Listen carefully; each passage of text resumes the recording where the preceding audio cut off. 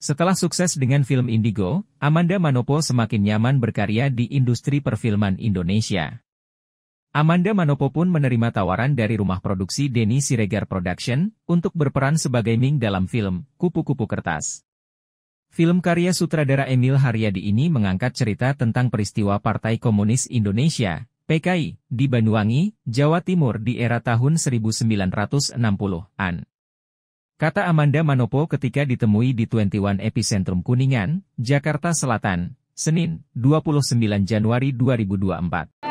Yang pastinya produksi syuting tahunnya itu kita buatnya tahun 1964. Terus habis itu kita syuting dari tahun 2023 kemarin di bulan November, Agustus November, syuting sekitar 1 bulan lebih. Kita syuting di Banyuwangi dan ya seru banget, tantangannya sangat berat apalagi lokasi jauh dari rumah, dan di sana kita syutingnya di Kawurung dan tempatnya pas lagi, jadi kita sama sekali nggak ada dingin, dan di sana dinginnya kalau nggak salah 9 derajat.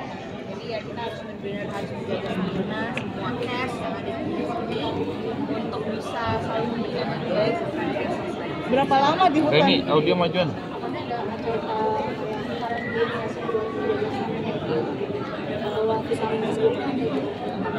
Kalau di sana untungnya dari pihak dari production house itu sudah memberikan fasilitas yang memungkinkan buat kita, dari tempat kita ada base camp, dan kalau misalkan kita kedinginan kita juga dikasih hangat, dan ada di sini juga ada ground koordinasi yang membantu kita. Jadi kalau ada apa-apa, kalau misalkan itu pada saat syuting Ciko sempat masuk rumah sakit, bukan masuk rumah sakit sih, hampir, karena dia mengalami taber. Jadi di sana tuh sampai udah ada kayak dokter yang standby 24 jam supaya tidak terjadi hal-hal yang tidak diinginkan. Jadi semua SOP untuk semua proses syuting itu semuanya bagus banget. Jadi memberikan kenyamanan 100% untuk semua pemain dan tidak membeda-bedakan. Untuk kamu pribadi mungkin gimana sih, ada pengalaman nggak sih kayak di belakang dengan situasi yang ekstrim seperti itu?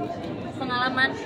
Syutingnya kan berat banget tuh, kamu lari, turun gunung, itu gimana? Enggak sih, semuanya sih fine aja, karena kita syutingnya juga nggak terlalu sampai pagi banget. Kita benar syuting sehat, kita mulai jam 5 pagi dan kita nggak terlalu banyak action night, jadi sekitar jam 6, jam 8 itu udah selesai, karena jam 9, jam 10 pasti kita udah nggak kuat ya dengan suasana, dengan suhu yang cukup lumayan parah, jadi kita membatasi waktu kerja. Kan mungkin sempat cedera nggak sih, kan di scene terakhir kan kakak itu berusaha yang naik yang terjadi Iya. dan melepas sepatu itu sempat cedera nggak sih lagi? Kalau cedera apa sih nggak sih, karena aku benar-benar menjaga banget supaya tidak terjadi hal-hal yang tidak diinginkan.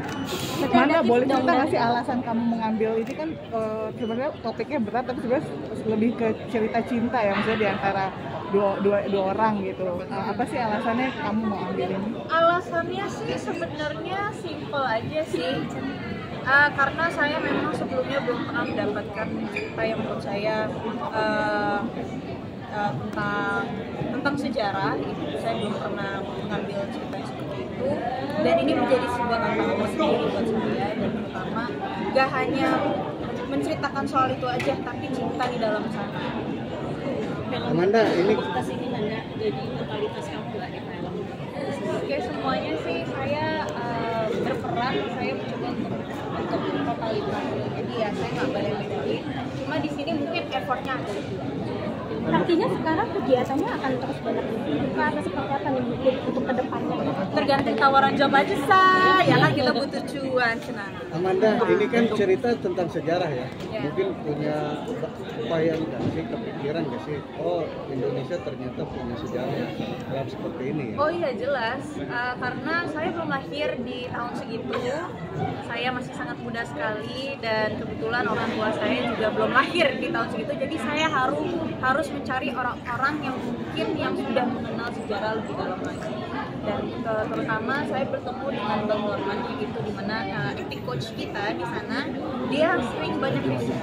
Dari Mas Denny, Mas Emil, mereka sebelum membuat film yang mungkin orang-orang bilang kontroversi seperti ini, mereka riset dulu dan akhirnya mereka memberikan sebuah cerita dan pengalaman yang mereka tahu, untuk supaya kita juga ada, oh ternyata pada zaman itu seperti ini.